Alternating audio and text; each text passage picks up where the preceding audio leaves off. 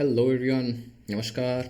मेरा नाम अभिजीत यादव है और आज की वीडियो में हम बात करेंगे इंपॉर्टेंट एससी जजमेंट्स जो कि आप अपने मेंस 2021 के पेपर में इस्तेमाल कर सकते हैं and in general to improve the quality of your answer writing if you not giving mains this year. So obviously this will not cover all the important judgments because there are a lot of important judgments, but कुछ जो major important judgments हैं topic wise उनको divide करके हम इस video में बात करेंगे। So it might be a larger video. In the video के डिस्क्रिप्शन में आपको ये पीडीएफ फाइल मिल जाएगी which you can use to if you want to revise या जो भी आप करना चाहते हैं उस हिसाब से इस इन्फॉर्मेशन को इस्तेमाल कर सकते हैं। राइट, सो बिफोर बिगिन ये मेरे बारे में कुछ बेसिक जानकारी एंड लेट्स स्टार्ट। तो separation of powers Vidhi centre for legal policy ने 2001 के डेटा फैक्ट निकाला था विच आई फाउंड इंटरेस्टिंग कि 2016 तक 70 out of the last 100 retired supreme court जजेस had taken up jobs in quasi judicial bodies. तो जो सेपरेशन ऑफ पावर्स को बोला जाता है कि भाई मेंटेन करना चाहिए कि भाई पोस्ट रिटायरमेंट इंड्यूसमेंट नहीं होनी चाहिए, ये सब नहीं होना चाहिए, ऐसा नहीं होना चाहिए। तो क्वासी जुडिशियल बॉडीज़ में अगर सुप्रीम कोर्ट जजेस आपके जॉब्स ले रहे हैं, so that impacts the separation of powers and this can be used as a point in case you get a question on it. तो भीम सिंह का केस था in which the Supreme Court held that the strict separation of powers is neither possible nor desirable. तो MP lead scheme जो MLA local area development schemes थी, इनको uphold करते हुए supreme court ने बोला था कि strict separation of powers is neither possible and nor feasible, और ये हमें चाहिए भी नहीं, but still there should be some separation. Now second judge's case, obviously this is part of the three judges case, first judge's case, second judge's case and third judge's case जिनमें collegium system बना था and solidify हुआ था। So second judge's case में in case of conflict between judiciary and executive, judiciary takes precedence। कि अगर सरकार कुछ बोलती है और कोर्ट कुछ बोलता है तो जो कोर्ट बोल रहा है वो मानी जाएगी। And this is where the collegium system was introduced, जिसको एनजेएसी के तहत which was I think 95th amendment act NJAC के तहत चेंज करना कोशिश थी बट नहीं हो पाया। Then university of Kerala case, यहाँ पे 2 जज bench said that judiciary can not take the role of interim parliament when relevant provisions are missing. तो ये जो यूनिवर्सिटी ऑफ केरला केस है this can also be used in case of judicial overreach. क्यों? क्योंकि court ने खुद ही ये बोला हुआ है कि जहाँ पे पार्लियामेंट नहीं स्ट्रॉन्ग है इतना, कि जैसे विशाखा गाइडलाइंस निकालने के कोर्ट का क्या लॉजिक था कि भाई यहाँ पे जो एग्जीक्यूटिव है या जो लेजिस्लेटिव है उन्होंने अपना काम ठीक से नहीं किया, so the court has to step in. But university of Kerala case में खुद कोर्ट ने बोला, 2 जज बेंच ने, कि भाई judiciary can not take the role of interim parliament. अगर रेलिवेंट प्रोविजन मिसिंग है तो ये पार्लियामेंट का काम है कि वो उन्हें बनाएं, कोर्ट का काम नहीं है कि भाई उनकी जगह आप लेके बीच में कुछ और बना दो। राइट, फेडरलिज्म, competitive, cooperative या multiple जो भी aspects इसके आप ले सकते हो। तो SR Bommai case is a very very important case here which sets the guidelines for proclamations of president's rule, कि president's rule कब कब लागू हो सकता है, ये यहाँ पे provisions हैं इनकी। we will not go into the details here because obviously otherwise this will be a very long video and I want to keep it as short as possible. तो look for possibility of floor test, कि floor test के बिना आप नहीं कर सकते। Centre should give a warning and weeks time to reply. Assembly should be suspended by the president and not dissolved. तो suspended और डिसॉल्व के बीच में ये डिफरेंस है कि भाई डिसॉल्व कर दी मतलब assembly does not exist, suspend कर दी कि मतलब assembly exist but it is not functioning. Right, तो ये ऑब्वियसली आपके टाइमलाइंस वगैरह काफ़ी चीज़ें यहाँ पे। कोर्ट्स के not question advice tendered by council of minister to president governor but it can question the material behind the satisfaction of the president. तो यहाँ पे again judicial overview has been reintroduced with the SR Bommai case. तो ये recently जो lieutenant governor of Delhi versus Delhi government का जो case चल रहा था, उसमें बहुत ही सिंपल सा एक सुप्रीम कोर्ट का ये आया कि भाई lieutenant governor has no independent decision making powers, yet lieutenant governor is not beholden to the government of the union territory. क्यों? क्योंकि union territory is obviously a part of the मतलब उसका एक अलग से बिल्कुल कोई स्ट्रक्चर नहीं होता। ये जैसे 239 AA में दिल्ली गवर्नमेंट का आता है, तो लेफ्टिनेंट गवर्नर के पास कोई इंडिपेंडेंट डिसीजन मेकिंग पावर नहीं है कि वो अपने आप से कुछ कर ले। उनको जो एडवाइस मिलेगी from central government that is what they have to do. Right, तो वहाँ पे supreme court also talked about constitutional renaissance, constitutional morality, constitutional pragmatism, objectivity, purposive interpretation and good governance. तो अगर कहीं आप इन शब्दों को इस्तेमाल करना चाहें तो क्योंकि कोर्ट भी इन्हें इस्तेमाल करता है, so it just lends a better you know more credibility to your answer. Then checks and balances की अगर बात की जाए तो कूपर केस में president satisfaction can be question in a court on the ground of malafide. DC Wadhwa case में successive repromulgation of ordinances with the same text, कि ये डीसी वाधवा केस जो था ये बिहार का मतलब आई थिंक 80s या 90s का कभी काफ़ी फेमस केस था कि भाई वहाँ पे क्या होता था दैट एक ऑर्डिनेंस थी। ऑर्डिनेंस का होता है कि you have to reintroduce the ordinance in the parliament so that parliament can pass it as a bill. But वहाँ पे क्या होता था कि भाई जब पार्लियामेंट या स्टेट लेजिस्लेटिव असेंबली सेशन में होती थी तो ऑर्डिनेंस लैप्स हो जाती थी, जैसी असेंबली खत्म होती तो फिर से ऑर्डिनेंस जारी कर दी जाती थी। तो ऐसे 10 साल करके एक लॉ चलाया गया। सो डीसी वाधवा केस में यही चीज़ बोली गई थी कि सक्सेसिव रीप्रोमलगेशन ऑफ ऑर्डिनेंस, कि भाई आप ऑर्डिनेंस पे ऑर्डिनेंस निकाले जाओ without any change in text and without introducing the bill in the legislature would amount to violation of the constitution. And ये ऑब्वियसली काफ़ी इंपॉर्टेंट चीज़ है कि भाई कुछ भी आप रैंडम रूल लॉ नहीं ला सकते विदाउट पार्लियामेंट।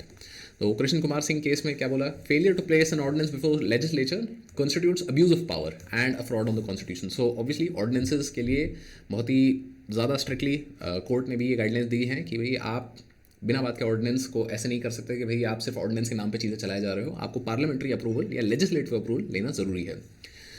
तो आईआर कोएलो केस यहाँ पे मतलब काफ़ी एक इंपॉर्टेंट केस है बिकॉज दिस वाज अ 9 जज बेंच जिन्होंने ये वर्डिक्ट पास किया कि all laws shielded by the 9th schedule.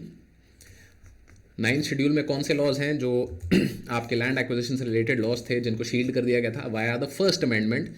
तो all those laws are subject to the test of Article 14, 19 and 21. So this is the holy trinity of the Indian Constitution. Article 14, right to equality, 19, 6 basic freedoms and life and right to life and liberty.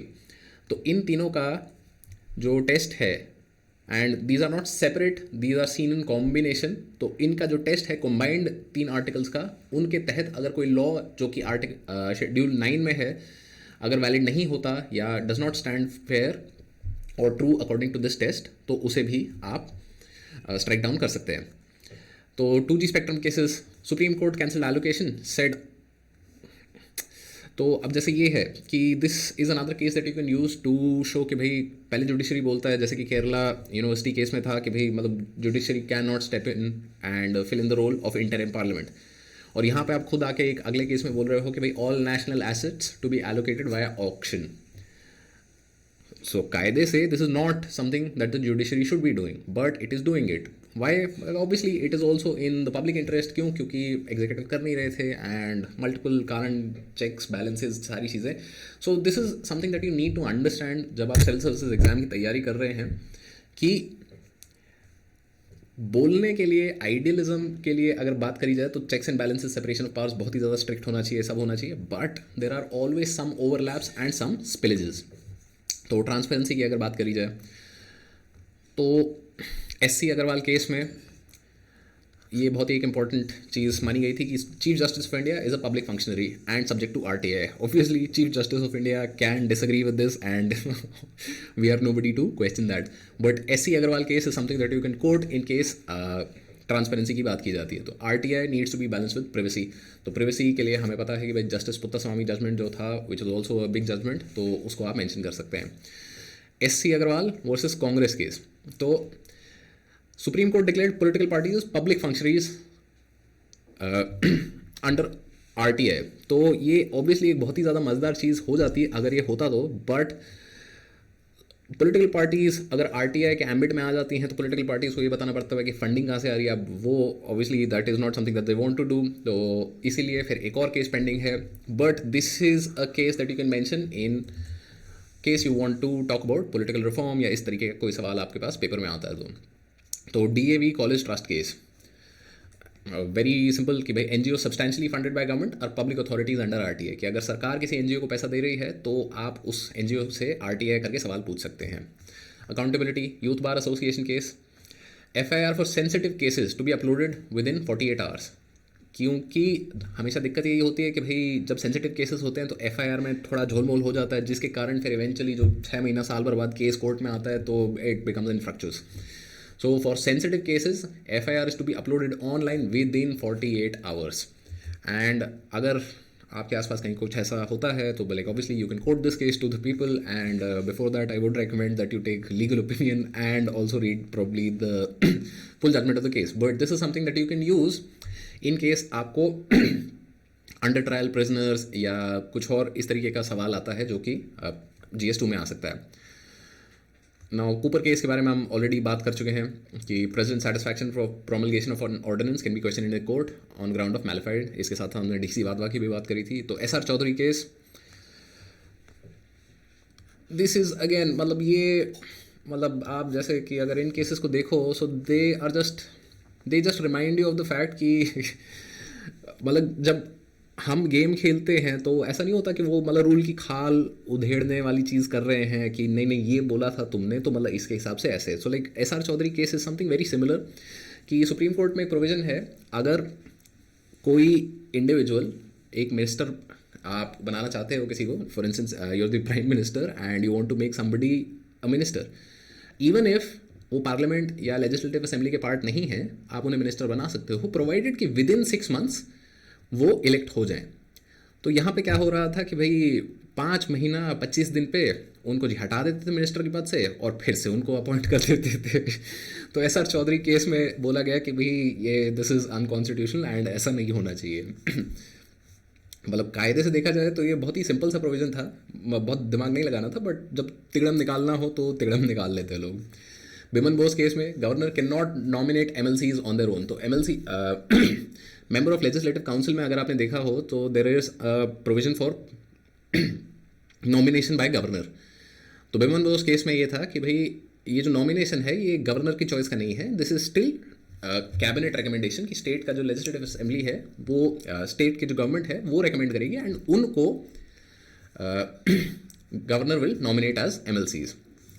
So recent case of Kerala governor turning down cabinet call for assembly session. तो ये भी मतलब recently जैसे भाई Kerala governor ने बोला कि I think this happened in 2020 because उस टाइम पे there was a tussle between the governor of Kerala and the left LDF, I think yes LDF government in Kerala.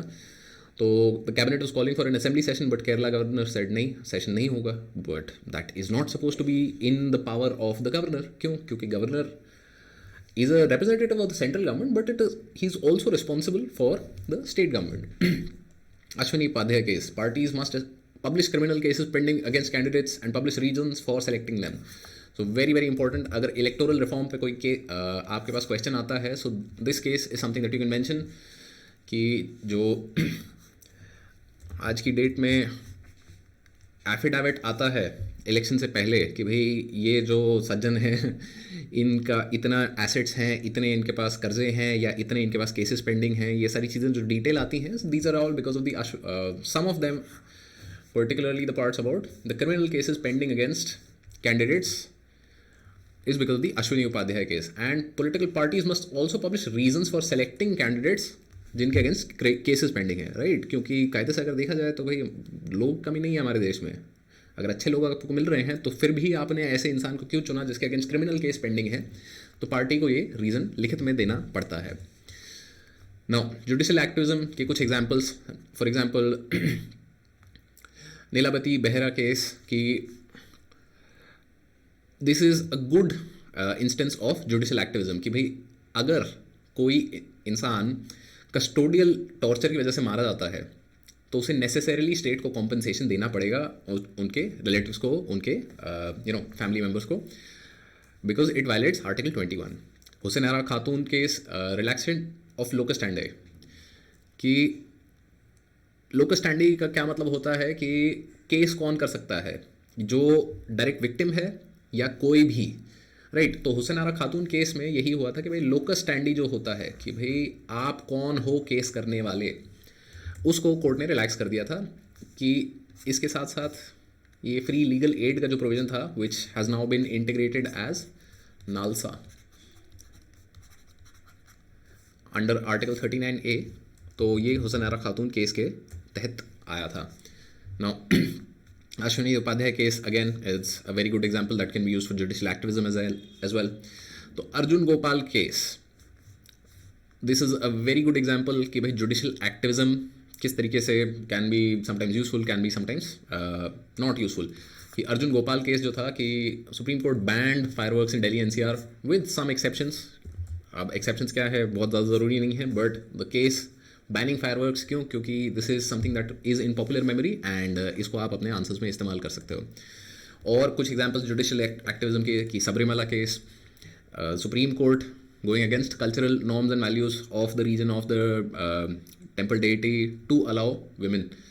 क्यों? क्योंकि लॉजिक क्या दिया गया था कि human dignity is above religious freedom. So this was the logic given by justice D Y Chandrachud, right. Case of Nanda Bharati case is a great example of judicial activism कि doctrine of basic structure आपने एक नई बना दी है जिसके तहत अब बहुत सारी चीज़ें जो पहले पॉसिबल नहीं थी in terms of constitutional sorry constitutional क्या बोलेंगे इसको, लॉजिक या कॉन्स्टिट्यूशनल स्ट्रक्चर में उनको आपने एक नई जिंदगी दी। Another case is Vellore citizen welfare forum जहाँ पे supreme court gave the precautionary principle. तो ये बहुत ही मज़ेदार प्रिंसिपल है कि जब सीरियस या इरिवर्सिबल डैमेज की थ्रेट एग्जिस्ट करती है तो इस चीज़ का हमें इंतज़ार नहीं करना चाहिए कि भाई साइंटिफिकली प्रूव हो जाए। For example Vellore citizen welfare forum case एक बहुत ही रेलिवेंट केस है which you can use in the questions on climate change, right. क्योंकि क्लाइमेट चेंज में बहुत बार ये बोला जाता है कि भाई there is no absolute scientific certainty कि भाई क्लाइमेट चेंज हो रहा है and it is human caused, even though there is a lot of scientific evidence out there which says that this is happening and कि भाई ये इंसानों के एंथ्रोपोजेनिक है, but still people argue that. यहाँ पे आप ये प्रिकॉशनरी प्रिंसिपल इस्तेमाल कर सकते हो कि भाई Vellore citizen welfare forum case में सुप्रीम कोर्ट ने ये बोला था कि when threat of serious and irreversible damages exist तो हमें सर्टेनिटी का वेट नहीं करना चाहिए, we should act before hand. तो Babita Punia case again permanent commission for women in the armed forces, Vineeta Sharma case this is again a very important case क्योंकि यहाँ पे daughters have equal rights to inherit under Hindu succession act कि Hindu undivided family जिसको joint family बोलते हैं तो उसमें कर्ता एक होता है विच इज़ द एग्जीक्यूटर कि भाई किसको प्रॉपर्टी जा रही है, क्या हो रहा है, कैसे हो रहा है, वो सब टाइप चीज़। तो विनीता शर्मा केस में ये हुआ था कि भाई जो जॉइंट फैमिलीज़ हैं या हिंदू अनडिवाइडेड फैमिलीज़ हैं उनमें बेटियाँ भी जो हैं they have equal rights to inherit. Now judicial overreach अगर हम बोलें, अब तक हम बात कर रहे थे जुडिशियल एक्टिविज्म की, तो जुडिशियल ओवर रीच में भी आप सबरीमाला का एग्जाम्पल दे सकते हो कि भाई against essential religious freedoms, right. कि जो आर्टिकल 25 से 29 में आपको रिलीजियस फ्रीडम्स दी गई हैं, so those are not just for minorities, those are also for like every religion, but supreme court है सेट कि human dignity above religious freedom. तो क्या अब इस प्रिंसिपल को अलग तरीके से इस्तेमाल करके और कुछ चीज़ें होंगी या मतलब what are the implications for the uniform civil code. So multiple things, multiple angles यहाँ पे आ जाते हैं which all need to be explored and that is something that you can add in your answers in case you get a question on judicial overreach. तो श्याम नारायण चौकसी case कि श्याम नारायण चौकसी case में दिस इज़ द केस जो आई think 2019 के time पे जब दंगल आ रही थी, दंगल मूवी से पहले जस्ट आई थिंक कुछ टाइम पहले एक वो रूलिंग आई थी विच सेड कि national anthem mandatory before film screening. So this is judicial overreach in some senses कि आप ज़बरदस्ती मेरे को बोलोगे कि भाई पिक्चर से पहले मैं खड़ा होकर नेशनल एंथम के लिए खड़ा हूँ and that is how I am going to show my patriotism, तो ये ज़रूरी नहीं है।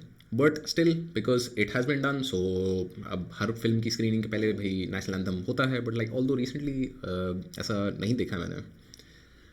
But any which way this is another case that you can use to talk about judicial overreach. Then a very very important case arrive safe society case कि arrive safe society आपकी वो थी कि भाई the founder of this society was somebody who had suffered an accident because somebody else was drunk driving। तो यहाँ पे भी supreme court banned sale of liquor 500 meters from highways. अभी बैन कर दिया कि मतलब कर दिया और ये नहीं सोचा कि भाई मतलब कितना वेरिएशन, कितनी वैरायटी, क्या क्या चीज़ें होंगी इससे। But again this is a very good example of judicial over reach. You can also state the fact here कि accidental deaths from drunk driving are about 4% of all deaths on roads, while deaths from overspeeding are 44%. तो क्या ये ban करना इतना ज़बरदस्त, इतना ज़ोरदार ज़रूरी था? So this is a very good example that you can use for judicial overreach. Now 2G spectrum case, supreme court cancelled allocation, said all assets to be allocated via auction. तो भाई मतलब ये सुप्रीम कोर्ट का ना jurisdiction है, ना आप बता सकते हो एग्जीक्यूटिव को कि कैसे करना है. क्यों? क्योंकि बैलेंस ऑफ पावर्स का तो यही फंडा है ना कि भाई एग्जीक्यूटिव डिसाइड्स किस तरीके से ये चीज़ें होंगी. Still supreme court did it, cause lot of confusion, बहुत सारी चीज़ें हुई. उसकी वजह से आज की डेट में भी आज तक वोडाफोन आइडिया का वो जो बैक टैक्सेस वाला केस चल रहा है उसकी वजह से इश्यूज चल रहे हैं. राइट. सो सेक्युलरिज्म की बात करते हैं. तो सेक्युलरिज्म में there is a very important Shirur Math case कि essential religious practices to be determined from the doctrines of the religion itself, कि असली हिंदुइज्म क्या है या असली इस्लाम क्या है या असली सिखिज्म क्या है will be derived from Hinduism की होली बुक्स, इस्लाम की होली बुक्स, फ्रॉम सिखिज्म की holy books. Right. So Shirur Math case is also very important in terms of how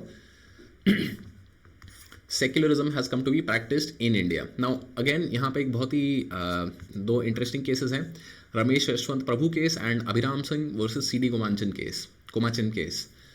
तो in 1995 3 judge bench ruled that Hindutva is a way of life. Appeals based on Hindutva not disqualified under section 123 of the RPA. तो RPA क्योंकि GS2 में specifically mentioned है कि representation of people act 1951 जो है आपका मतलब पढ़ के आना, तो वहाँ पे सुप्रीम कोर्ट ने 95 में एक केस में बोला था कि भाई Hindutva is a way of life, appeals based on Hindutva not disqualified. Whereas in 1996 a 7-judge bench held that appealing to the descriptive identity of any candidate and of the voter constitutes corrupt practice under section 123 of the RPA. तो ये वाला जो case है this is I think pending for review by a larger bench. So for that reason obviously अभी के लिए this is not disqualified under section 123. मतलब at present this judgment is valid. This judgment is under मतलब this has been taken up by 9-judge bench but like has been pending since 1996 because obviously बहुत सारे cases pending रहते हैं जैसे कि So secularism में again Sabarimala case is also a good example that you can use in terms of on the topic of secularism. Now basic structure में जो आपका क्या बोलते हैं डेवलपमेंट ऑफ द डॉक्ट्रिन था, सबसे पहले गोलकनाथ केस आया कि difference between legislative and constituent power of the parliament. इसके बारे में गोलकनाथ केस ने बात करी थी कि भाई एक तो कॉन्स्टिट्यूएंट पावर ऑफ पार्लियामेंट है कि पार्लियामेंट ने ही कॉन्स्टिट्यूशन बनाया, और दूसरा है कि कॉन्स्टिट्यूशन के तहत पार्लियामेंट को जो लेजिस्लेट करने की ताकत दी जाती है. लेजिस्लेट क्या है कि भाई लॉ बनाने की ताकत दी जाती है कि तो उनमें फ़र्क है. नाउ 24th अमेंडमेंट एक्ट में क्या हुआ कि भाई इंदिरा गांधी सरकार ने बोला कि भाई आर्टिकल 368 के तहत जो अमेंडमेंट पावर है which the constitution gives the parliament that can not be reviewed by the judiciary. तो ये बहुत ही मज़ेदार चीज़ हो गई. तो केशव नंदा भारती केस में बोला कि हाँ ठीक है ये नहीं करेंगे, but these amendments should not undermine the basic structure of the constitution. तो Keshav Nanda Bharati case I'm assuming most of you know, right? Minerva Mills case में फिर क्या हुआ, this was a case in 1980.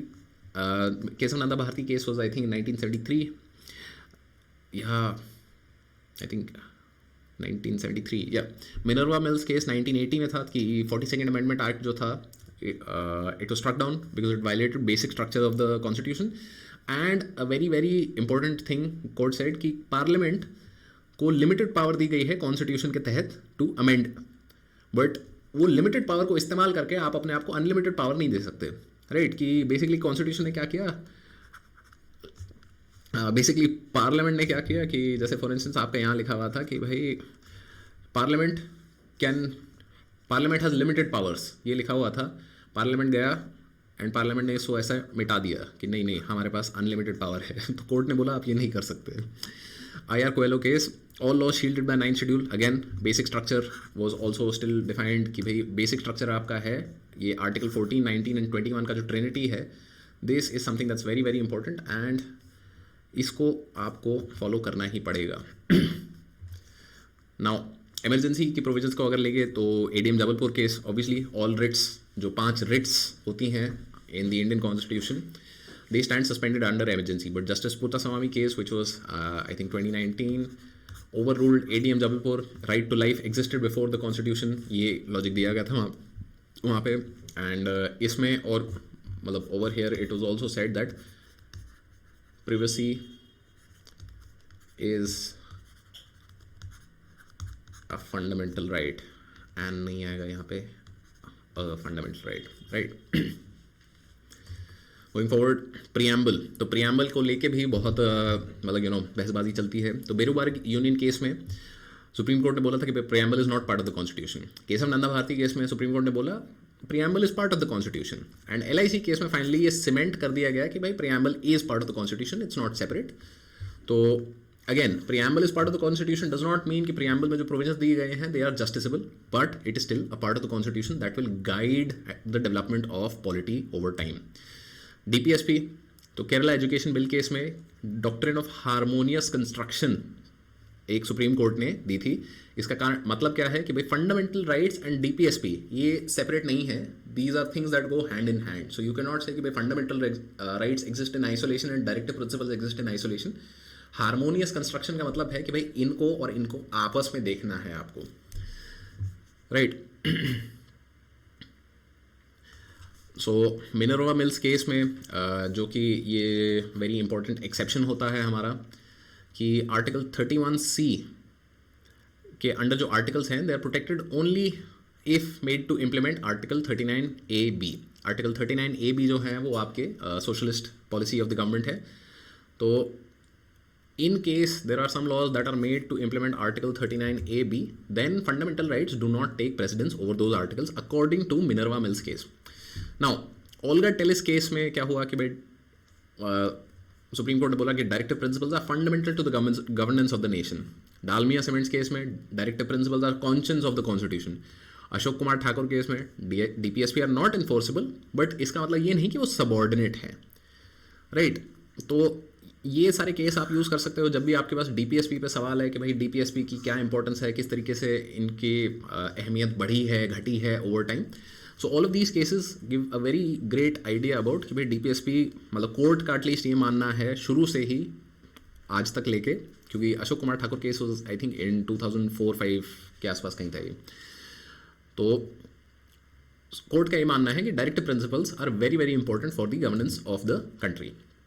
Fundamental rights and fundamental duties, तो fundamental rights में Keshav Nanda Bharati case में ही ये important चीज़ हुई थी कि आर्टिकल 14, 19 और 21 की ट्रिनिटी को जोड़ा गया था and the court introduced the test of reasonableness. Reasonableness का क्या मतलब है? तो रीजनेबलनेस का केस यहाँ पे आगे यूज़ हुआ again in Anuradha Bhasin case. Anuradha Bhasin case में क्या हुआ था कि भाई जब कश्मीर में इंटरनेट बैन हो गया था पोस्ट आई थिंक अगस्त 2019 में, जब आर्टिकल 370 को स्ट्राइक डाउन किया गया था तो इंटरनेट बैन हो गया था। बट कोर्ट हैज सेड कि internet is a fundamental right, right, under article 19 internet use is protected.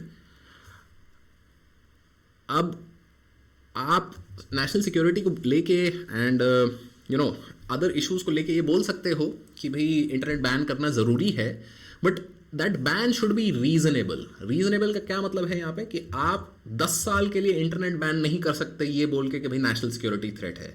अगर नेशनल सिक्योरिटी थ्रेट है तो भैया 6 महीने के लिए, साल भर के लिए बैन करो और फिर उस पर काम करो ताकि वो नेशनल सिक्योरिटी थ्रेट आप डिफ्यूज कर पाओ। So ban should stand the test of proportionality and reasonableness. तो ये है आपके प्रोपोर्शनैलिटी एंड रीजनेबलनेस कि जो भी चीज़ आप कर रहे हो दैट शुड बी मतलब कायदे से करनी है, ऐसा नहीं कि भाई ज़बरदस्ती कुछ भी कर दिया। Now Subramanian Swamy case, criminal defamation is still a thing in India. Section 499 and 500 of the IPC, मतलब ठीक है, shouldn't be, but it is. Bijo Emanuel case. Now Bijo Emanuel case is very important in terms of patriotism, nationalism, क्या इस चीज़ बोलो कि इस case में क्या बोला गया था कि बिजो इमानुअल केस में आई थिंक केरला में केस था where there were 2 students who were not standing for the national anthem या किसी भी कारण से। सो वो केस हुआ, अब केस सुप्रीम कोर्ट तक पहुंचा तो वहाँ पे सुप्रीम कोर्ट ने बोला कि डिसरिस्पेक्ट नहीं होती, ऐसा नहीं होती कि भाई आप बस खड़े नहीं हुए तो डिसरिस्पेक्ट हो गई। डिसरिस्पेक्ट होती है जब आप विलफुली किसी चीज़ को डिसरिस्पेक्ट करते हो। तो मेंस रिया का यहाँ कॉन्सेप्ट आता है कि guilty mind and guilty act, the act by itself is not guilty till there is guilty intent.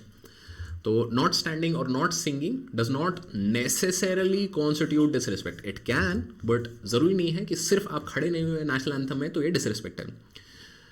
Now Faheema Shirin case, again access to internet is a basic right. Kerala high court का ये judgment है. I think this came out in 2019-2020 covid के time पे. तो this is also something that you can use. तो internet से related जैसे कि हमने देख लिया कि अनुराधा भसीन केस हो गया या फ़हीमा शरीन केस हो गया, तो like there are lot of cases that you can use in case you get a question on internet access. तो शेड्यूल 10 में कि हो तो Hollohan case obviously very important कि कॉन्स्टिट्यूशनली वैलिड भी है शेड्यूल 10 या नहीं. So yes, it is valid. Keisham Singh case में इट्स अ वेरी नाइस कि भाई parliament should create an independent tribunal for adjudicating disputes under schedule x. Parliament ये नहीं किया है. क्यों? क्योंकि कोर्ट ने बोला था should create, and obviously because court can not direct the parliament because वहाँ पे वो बैलेंस ऑफ पावर्स रहता है.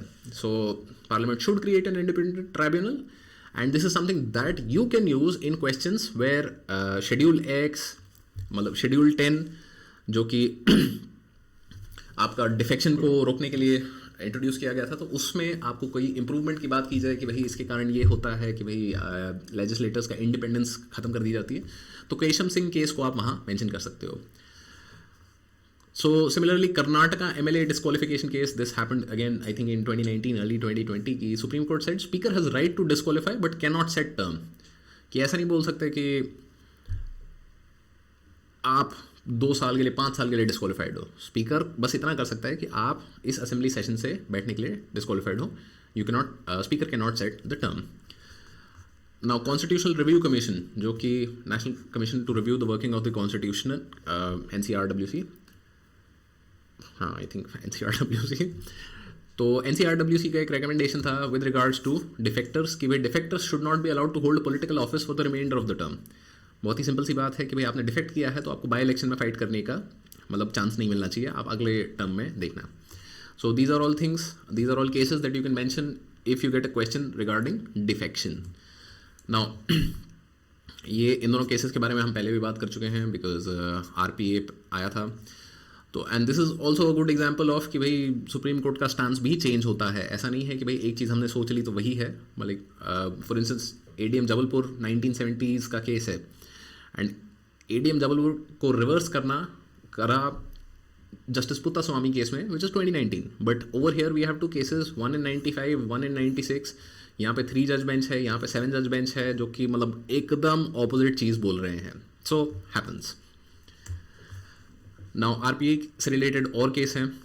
Lily Thomas case very important कि भाई MP, MLA, MLC convicted of crime with minimum 2 year punishment are immediately disqualified. So जो बहुत सारे आप देखते हो कि जैसे I think Jayalalithaa before she died in the last year of her tenure as CM, उनके अगेंस्ट जो केस था वो मान्य कर दिया गया था कि भाई हाँ मतलब she has been convicted, so she lost her seat. तो उस that's where you need to credit the Lily Thomas case. Now, PUCL case, again, this was a question that was asked in prelims, and this is slightly controversial, but in this case, Supreme Court held that voting is a statutory right. कि all people should have the right to vote, but who exactly votes will be determined by law. ADR case, this is Association for Democratic Reforms वाला case है. तो ADR case था, और एक और पहले हमने केस किया था जिसके बारे में कि भाई voters have a right to know the antecedents of the people running for elected office. Right. तो आई थिंक क्रिमिनल या Ashwini Upadhyay case, and then there is the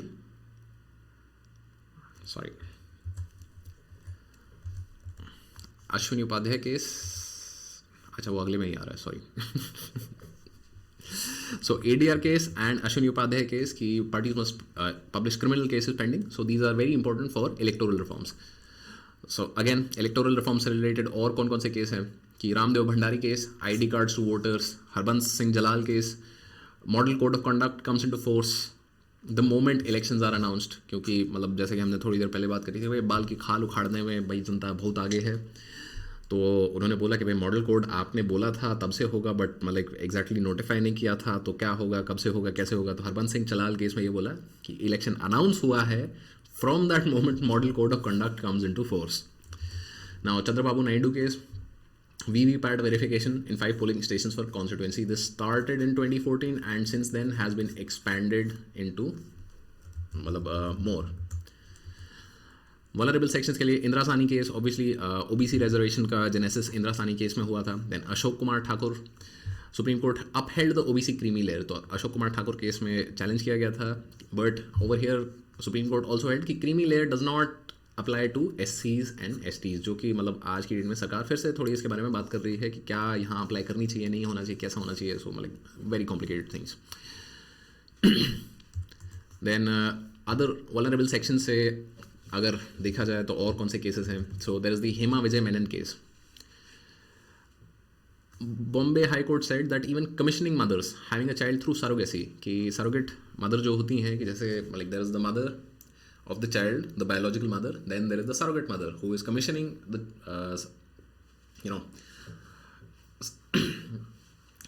biological mother for having a baby because she cannot have a baby. तो ये जो mother है who is not the biological mother can also take maternity leave. Olga Tellis case में, now Olga Tellis case and Almitra Patel case जो हैं, these are again cases where you see कि भाई supreme court का एकदम मतलब swing होता है. Olga Tellis केस में सुप्रीम कोर्ट ने बोला कि भाई जो स्लम डवेलर्स हैं बॉम्बे में, because the case was Bombay related case, कि स्क्वाटिंग इलीगल है, कि आप सड़क पर टेंट लगा के बैठ गए, मतलब ये इलीगल है. But at the same time the court also asked Bombay municipal corporation to provide alternative housing to slum dwellers.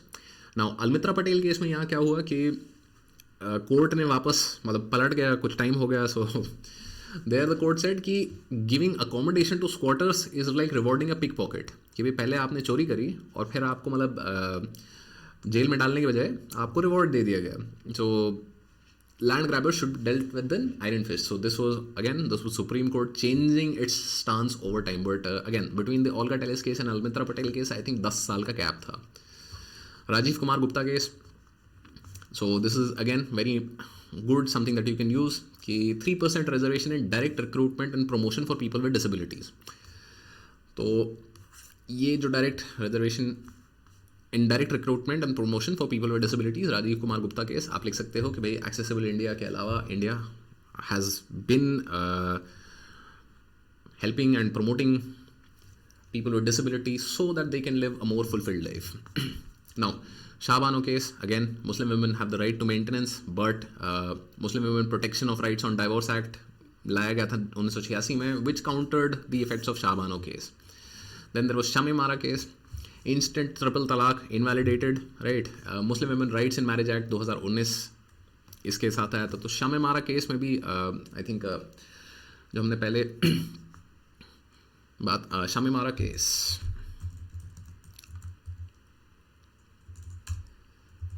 Right. So Shirur Math case, तो ये शिरूर मठ केस यहाँ से क्यों रिलेटेड है, क्योंकि शामी मारा केस में जो लॉजिक हमें दिया गया, ओके सॉरी, कि ट्रिपल तलाक इनवैलिड क्यों है, क्योंकि this is not an essential part of Islam. This was the logic given. तो ये लॉजिक कहाँ से आया कि भाई इस कारण से हमें इनवैलिडेट करना चाहिए, जबकि हमने मतलब देखा है इन द सबरीमाला केस कि भाई even though a practice was an essential part of the religious क्या बोलते हैं बिलीव्स और practices there, it was invalidated with the idea कि human dignity is above all else. तो यहाँ पे ये जो मतलब ये इसीलिए आया because of the Shirur Math case which seems to have taken precedence in this case, right? So next, Nas Foundation case, again very important for LGBTQ community.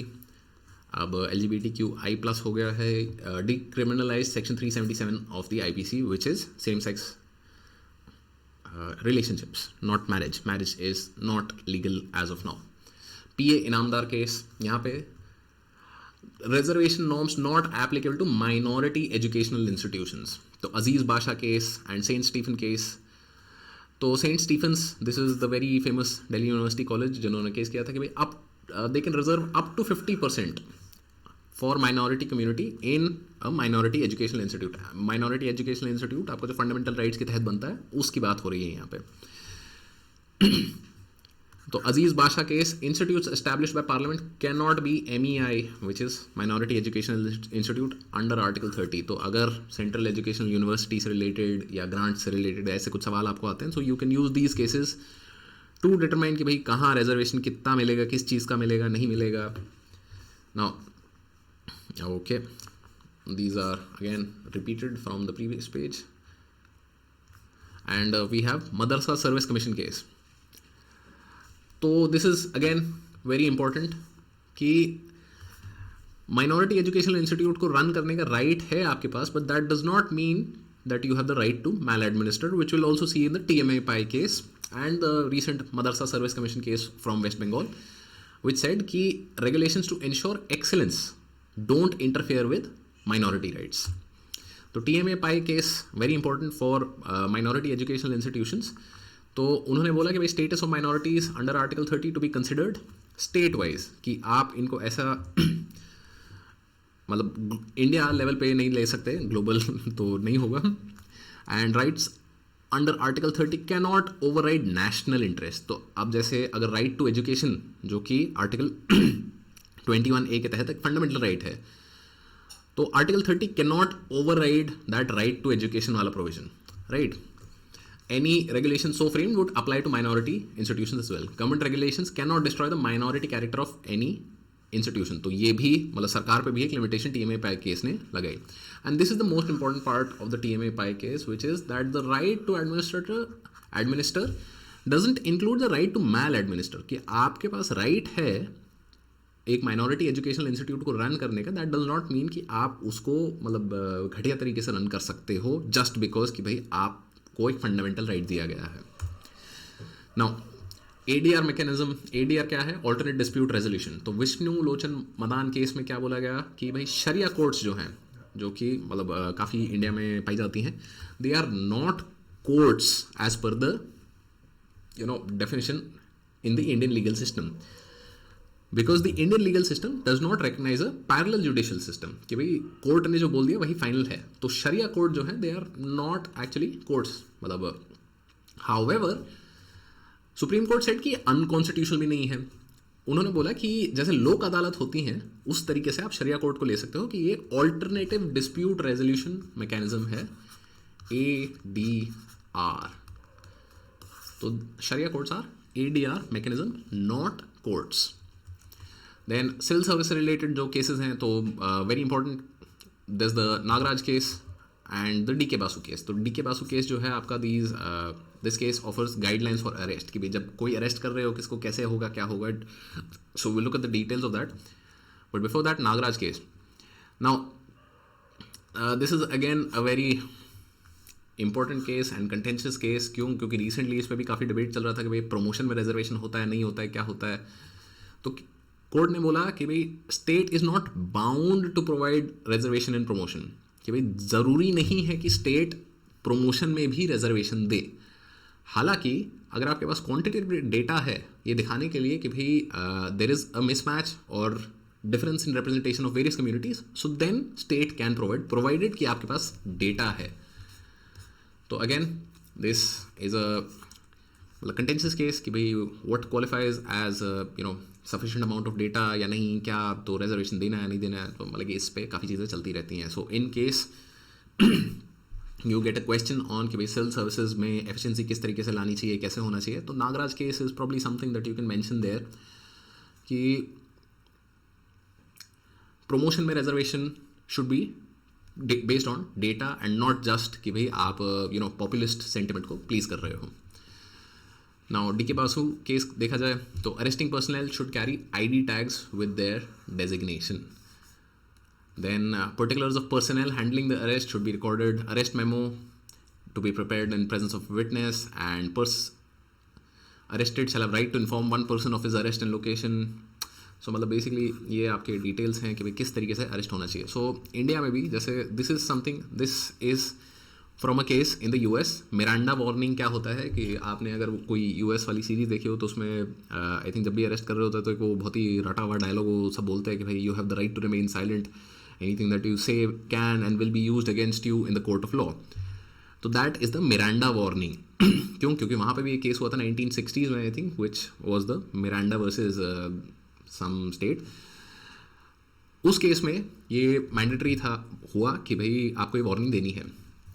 कायदे से डी के बासु केस में ये इंडिया में भी हुआ, बट इंडिया में ऐसा कुछ नहीं होता है, क्योंकि मतलब things are a lot more fluid here, and entry should be made in the diary about the person informed about the arrest, कि भाई आप किसी को अरेस्ट कर रहे हो तो जो अरेस्ट हुआ है उसको मौका दिया जाना चाहिए कि वो एक इंसान को किसी को बता पाए कि कहाँ अरेस्ट हुए हैं और क्यों अरेस्ट हुए हैं, एंड जिस इंसान को बताया गया है उस इंसान की एंट्री पुलिस की डायरी में होनी चाहिए। तो arrestee should be examined by a trained doctor. Arrestee should be allowed to meet their lawyer during interrogation. Copies of arrest record should be shared with magistrate and PCR. PCR should display the same conspicuously. तो काफ़ी detailed वो हैं। अगर आपको case आता है कि भाई कस्टोडियल टॉर्चर या कस्टोडियल डेथ हो रही हैं या क्या प्रॉब्लम हो रही है, D K Basu case is a great case that you can use for quoting some improvements or way forward. Now, intellectual property rights में R G Anand case very important. Concept is not entitled to copyright protection. कि अगर एक concept है, मैंने बोला कि भाई like for instance जो फुलरीन का कॉन्सेप्ट है कि बकमिंस्टर फुलर ने दिमाग में बनाया कि भाई ऐसा एक कार्बन का हम जियोडेसिक डोम बना देंगे, तो उस पर वो कॉपीराइट नहीं कर सकते हैं। अगर उन्होंने उसका कुछ प्रोडक्ट बनाया है, so that is something that can be copyrighted, but idea और a concept can not be copyrighted. Now IP rights case में एक और बहुत ही important and interesting case, Rameshwari photocopy services case. तो Rameshwari photocopy services was a photocopy shop in Delhi university north campus. Sorry about that. तो ये photocopy shop को बड़े बड़े publishers Tata McGraw Hill and I think और दो चार बड़े पब्लिशर्स थे, but I am not really sure कि टाटा मैग्रो-हिल था उसमें, बट लाइक बिग पब्लिशर्स ने इनको कोर्ट ले गए थे फोटोकॉपी वाली दुकान को कि भाई आप हमारी किताबों का फोटोकॉपी बना के लोगों को बेच रहे हो, तो भाई हमारा लॉस हो रहा है। तो कोर्ट ने यहाँ पे बोला कि copyright is intended to increase and not impede knowledge. No law can be interpreted so as to result in regression of the evolvement of human beings for the better. तो कॉपीराइट हाँ ठीक है, आपके फ़ायदे के लिए है कि भाई आपकी इंटेलेक्चुअल प्रॉपर्टी कोई ना छीन ले, कोई ना उसका नाजायज़ फ़ायदा उठा ले, बट अगर आप अपने कॉपीराइट को इसलिए इस्तेमाल कर रहे हो कि भाई इंसान की ग्रोथ को हैम्पर कर रहे हो आप उससे, so that is not something that will stand in the court of law in India. And this is obviously one of the biggest bones of contention that US publishers have with India, कि भाई मतलब India में, क्योंकि ये आप कभी भी देखोगे तो US में जो लोग पढ़ रहे होते हैं, they are buying books for as much as let's say $700, मतलब $700 की किताब खरीद रहे हैं वो एक सेमेस्टर के लिए। $700 कितना हो गया, मतलब ऑलमोस्ट आपका हो गया 50,000 रुपये की एक किताब है। तो भाई मतलब इतना करने पे आ गए तो भाई इंडिया में एजुकेशन का सिस्टम सीन बदल जाएगा, ख़त्म हो जाएगा। So and the court is Cognizant of that fact. So obviously Rameshwari photocopy services case says कि copyright is intended to increase and not impede knowledge. So these are some important judgments topic wise जो कि आप अपने mains के paper में इस्तेमाल कर सकते हो, या फिर आपको अगर मतलब ज़रूरत पड़े, सो you can use these and add on to them to increase your content, improve your content, and hopefully increase your marks in UPSC Civil Services exam mains. So best of luck if you're giving mains, and if you like this video, please like, share and subscribe, and thank you for watching.